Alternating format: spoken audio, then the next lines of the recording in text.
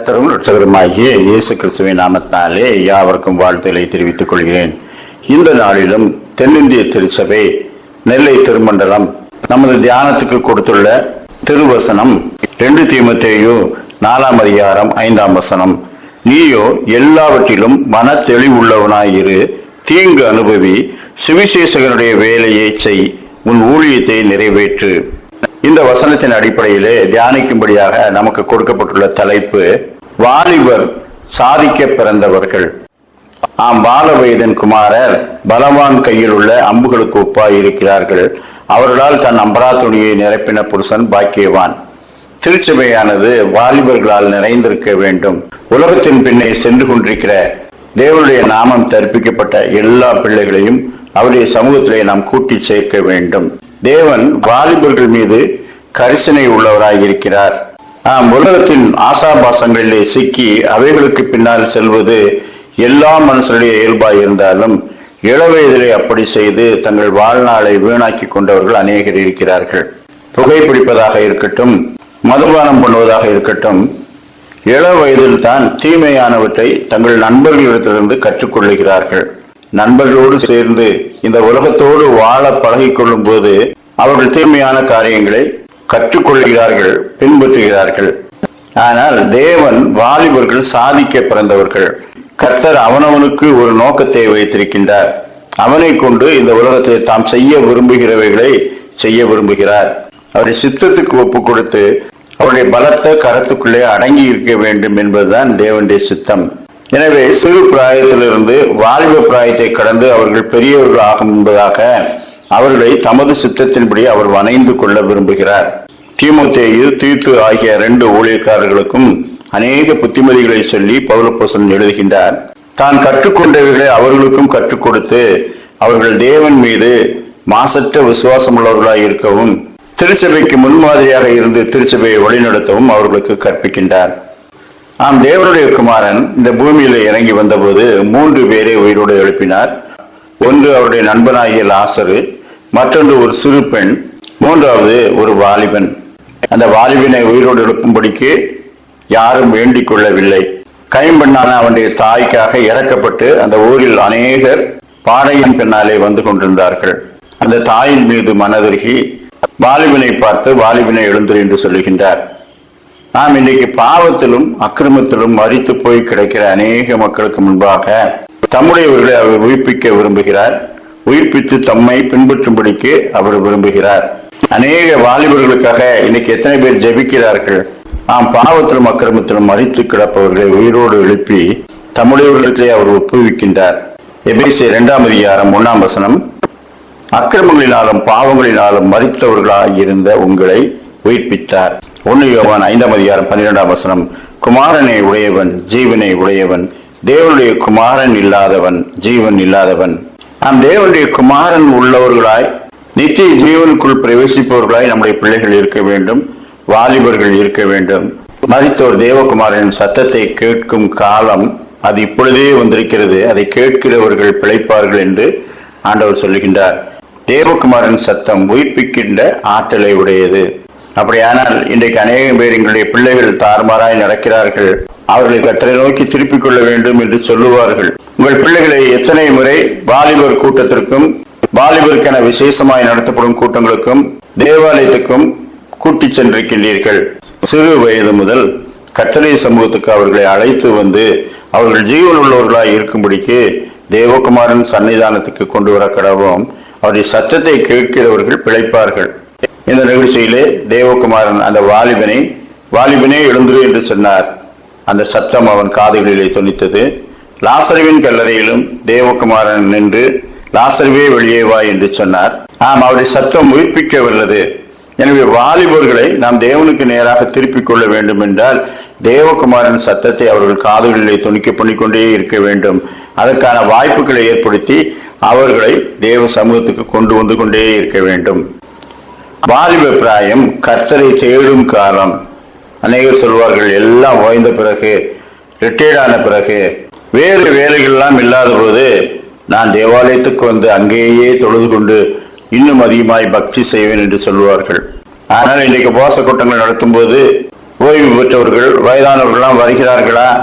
தேவனுடைய சத்தத்தை கேட்க அஞ்சிகையோடு கூடி வருவதில்லை. அவருடைய சத்தம் ஜீவன் உள்ளது. நான் உங்களுக்கு தரும் வசனம் ஆவியாயும் ஜீவனாயும் இருக்கிறது. எனவே அந்த சத்தத்தை கேட்க விருப்பம் உள்ளவர்களாய் அவரிடத்திலே வருகிறவர்கள் உயிர்ப்பிக்கப்படுவார்கள். பிரசங்கி 12ஆம் அதிகாரம் 1ஆம் வசனம், நீ உன் வாலிப பிராயத்திலே உன் சிருஷ்டிகரை நினை. பிரசங்கி 11:9, வாலிபனே உன் இளமையிலே சந்தோஷப்படு, உன் வாலிப நாட்களில் உன் இருதயம் உன்னை பூரிப்பாக்கட்டும், உன் நெஞ்சின் வழிகளிலும் உன் கண்ணின் காட்சிகளிலும் நட. ஆனாலும் இவர்கள் எல்லாவற்றின் நிமித்தமும் தேவன் உன்னை நியாயத்திலே கொண்டு வந்து நிறுத்துவார் என்று அறி. இளவயதும் வாலிபமும் மாயையே. இந்த வசனத்தின் முதற் பகுதியை பார்த்தோம் என்றால், உன் மனதின் விருப்பப்படியெல்லாம் நடந்து கொள் என்று சொல்லுகின்றார். இன்னைக்கு அதைத்தானே எல்லாரும் செய்து கொண்டிருக்கிறார்கள். வாலிபர்கள் மட்டுமல்ல, பெரியவர்களும் அதைத்தான் செய்து கொண்டிருக்கின்றார்கள். உன் கண்ணின் காட்சிகளிலும் மனதின் விருப்பங்களின்படியும் நட. ஆனாலும் இவை எல்லாவற்றின் நிமித்தமும் தேவன் உன்னை நியாயத்திலே கொண்டு வந்து நிறுத்துவார். இவைகள் எல்லாவற்றுக்கும் நியாய தீர்ப்பு இருக்கிறது என்பதை மனதிலே கொண்டு நட. ஒரு நல்ல ஹோட்டலுக்கு உங்களை அழைத்து சென்று நன்றாக சாப்பிடுங்கள், விரும்பியதையெல்லாம் சாப்பிடுங்கள், சுவையானதையெல்லாம் சாப்பிடுங்கள் என்று சொல்லுகிறேன். நீங்கள் நினைத்துக் கொள்கிறீர்கள், பரவாயில்ல நல்லா உபசரிக்கிறாரே, நன்றாக சாப்பிடுவோம் என்று நினைக்கும் போது, சரி சாப்பிட்டு முடித்து விட்டு அவரவர் பில்லை கொடுத்துட்டு வெளியில வாங்க, நான் உங்களுக்காக முன்னாலே காத்திருக்கிறேன் என்று சொன்னால் அப்பொழுது உங்கள் முகம் எப்படி இருக்கும்? அவரவர் பில்லை அவரவர் கொடுப்பதா இருந்தால் அதற்கு தகுந்தபடி சாப்பிடுவீர்கள். மனதின் விருப்பங்களின்படி நட என்று வாலிபருக்கு சொல்லிவிட்டு, ஆனால் கடைசியில பில்லை கட்ட போறது நீதான், தேவனுடைய நியாயத்திலே கொண்டு வந்து நிறுத்துவார் என்று அறி என்று சொல்லுகின்றார். அப்படியானால் இந்த நியாய தீர்ப்பை நினைத்து கர்த்தருக்கு முன்பாக நடந்து கொள். அவருடைய கண்களுக்கு மறைவானது ஒன்றுமில்லை, எல்லாவற்றுக்கும் கணக்கு வைத்திருக்கிற கர்த்தர், அதை மறந்து விடாமல் வாழுங்கள் என்று சொல்லுகின்றார். வேதாகமத்திலே கர்த்தருடைய பலத்த கரத்துக்குள்ளே அடங்கி அவருக்கு முன்பாக தன்னை ஒப்புவித்து வாழ்ந்தவர்கள் பெரிய சாதனையாளர்களாக விளங்கினார்கள். எங்கு சென்றாலும் தேவனுடைய பிரசன்னத்துக்குள்ளே தான் இருக்கிறேன், அவர் என்னை பார்த்து கொண்டே இருக்கிறார் என்று சொல்லி தீமைக்கு தன்னை விலக்கி காத்து கொண்ட வாலிபர்கள் அவர்கள் உயரிய இடத்தை பெற்றுக்கொண்டார்கள். தானியேல் 1ஆம் அதிகாரம் 8-15, தானியேல் ராஜாவின் போஜனத்தினாலும் அவர் பானம் பண்ணும் திராட்சரசத்தினாலும் தன்னை திருட்டுப்படுத்தலாகாது என்று தன் இருதயத்திலே தீர்மானம் பண்ணிக்கொண்டு தன்னை திருட்டுப்படுத்தாதபடி வேண்டிக் கொண்டான்.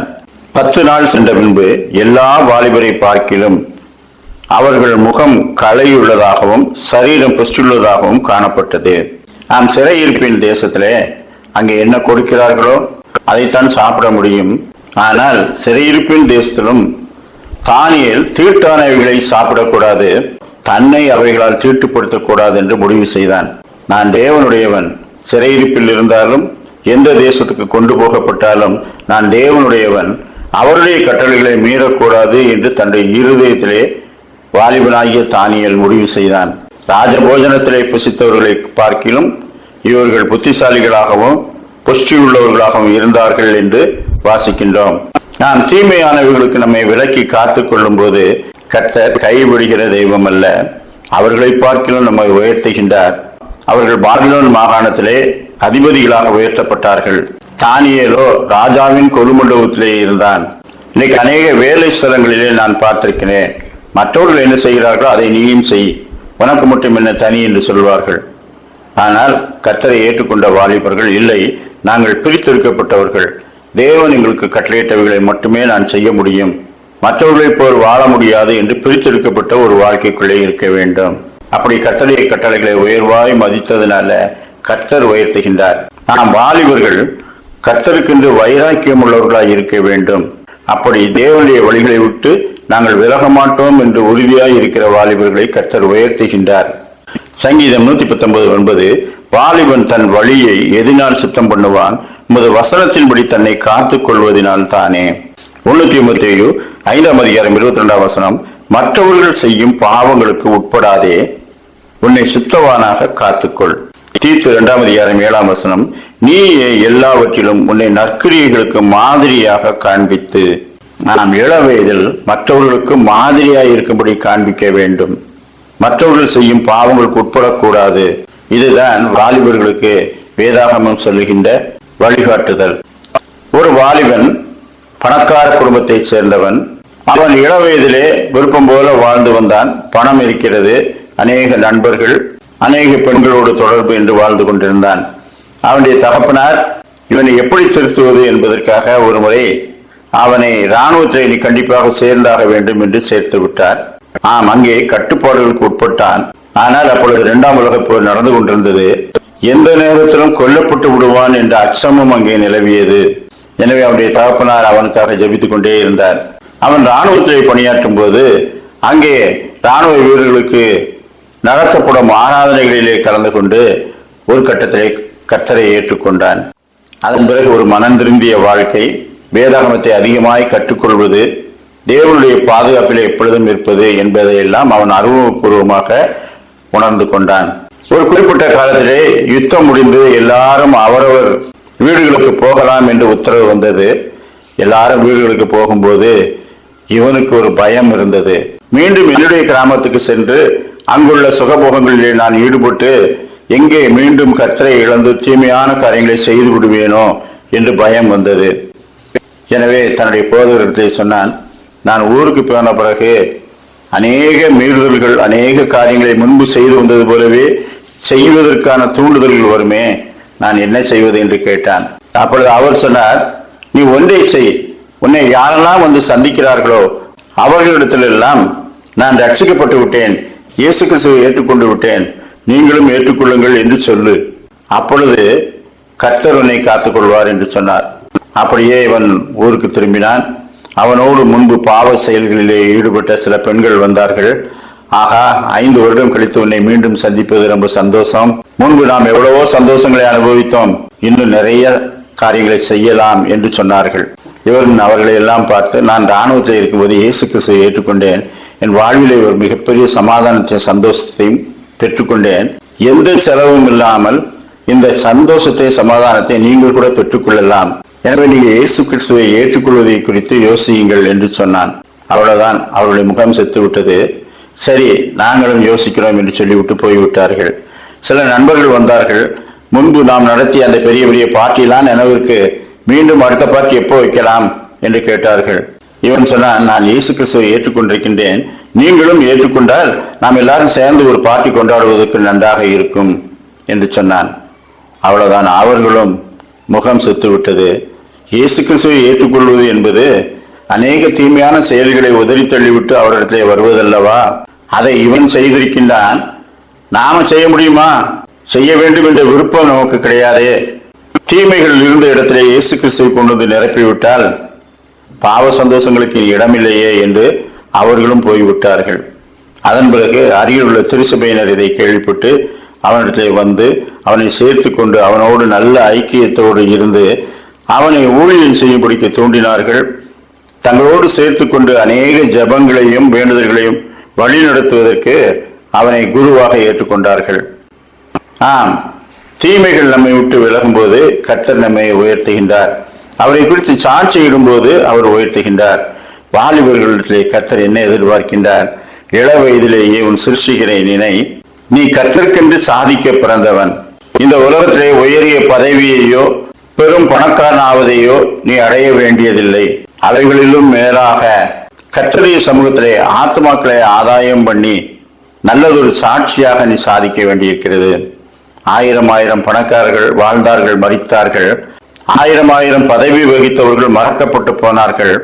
ஆனால் கர்த்தருடைய ஊழியத்தை செய்தவர்கள் என்றென்றைக்கும் அவருடைய சமூகத்திலே நினைக்கப்படுகிறார்கள். கர்த்தருடைய சமூகத்திலே உயர்த்தப்படுவதுதான் சாதிப்பது. கர்த்தர் நமது வாலிபர்களை சாதிக்க பிறந்தவர்களாக மாற்ற விரும்புகிறார்.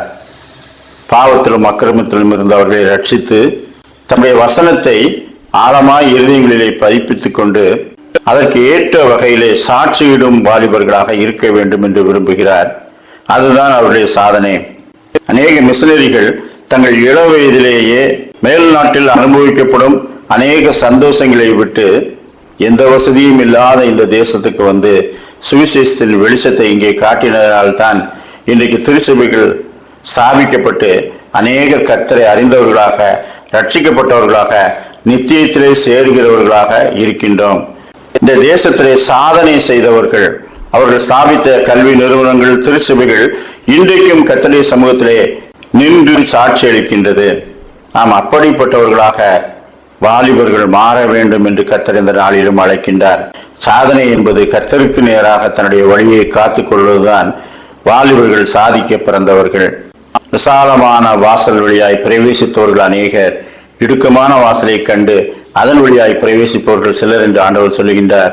அந்த சிலரில் ஒருவராக நம்முடைய பிள்ளைகளும் நாமும் இருக்கின்றோமா? அதன் முடிவு நித்திய ஜீவன். அந்த நித்திய ஜீவனை பெற்றுக்கொள்ள தேவகுமார் நம்மை அழைத்திருக்கின்றார். தம்மை நமக்கு வெளிப்படுத்தி இருக்கின்றார்.